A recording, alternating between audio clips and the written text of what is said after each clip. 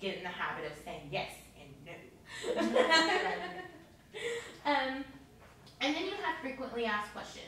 Now, frequently asked questions, the FAQs, they're a little bit more lengthier than your generalizations. The service is free for you. We get paid by the employers. It's just a bit of an odd question. I'm just trying to do my job today and get you through the pre-screening.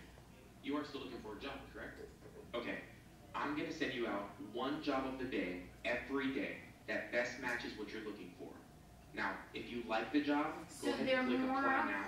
Explanations. If you don't like the job, just go ahead and check far out the as, reasons you why know, you didn't like people it. ask questions, and, you know, especially you're in a box and, you know, people interrupt you and they want to know something. Obviously, you want to be able to respond with the best possible answer that you have.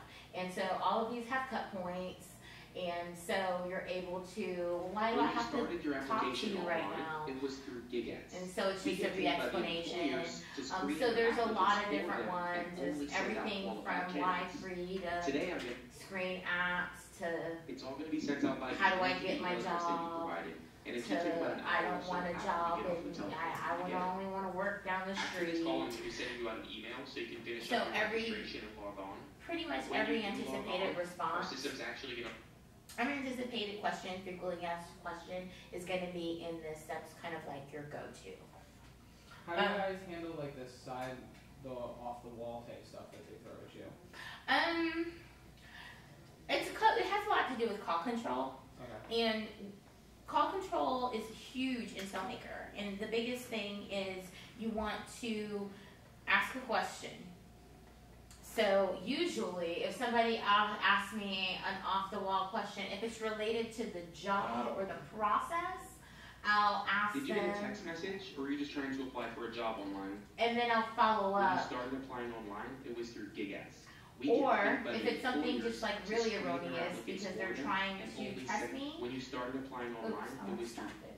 I'll just use my 9 times out of 10 odd questions. I'm not sending you. It's just a bit of an odd question. I'm just trying to do my job today and get you through the pre-screening. You are still looking for a job, correct? Perfect. Okay. It keeps you on. Okay, so did you get a text message, or are you trying to apply for a job online? And you just keep it on track. That's the biggest thing. You want to keep it on track. So that takes you. Oh, let's see. Okay. Now, you guys have the terms and definitions? Yes. Okay. It's basically the same thing. Let's see. Okay. No. Functions and controls. Spacebar. It's the biggest ally in SR5 because it takes you through the entire script. Okay, well, we appreciate that. Spacebar just keeps going down. You can go through the entire script just by hitting spacebar. High school diploma. It stops it. It plays the next. It continues it. It plays the next bar. Okay. So this is basically how you navigate through your blocks. Your alphabetical keys are going to be your algorithm. So it goes across. Okay. So spacebar goes down. Keys go across. Your tab is what's going to reset your button. Well, you do plan on furthering your education at some point, right? Recording. Okay. So it's like who's in here played video games on the computer? Yeah. Same ideology. Actually, if you've played video games on the computer, you'd probably be excellent because you're used to the keyboard functions and being able to basically convey action through your keyboard. And then also too, you got your rev, you've got your RPC, it's points turn into dollars, and it's just a big game. Okay?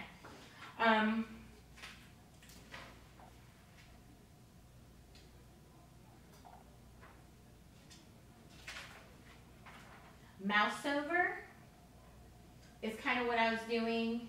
Anything, like even if I'm playing, say I'm playing this here, and you see the breadcrumbs going, if I'm looking for something, if I mouse over, it tells me what these Now, this is a what free these service keys job, so say. this doesn't cost you anything. If you hover over it, it's called a mouse over. So you're basically gonna mouse over, and then you can be We're like, actually a job matching service, and we're going to try to find you a permanent position. the great thing about SR5 is that in SR3, I'm just gonna show you something like that is so unnerving.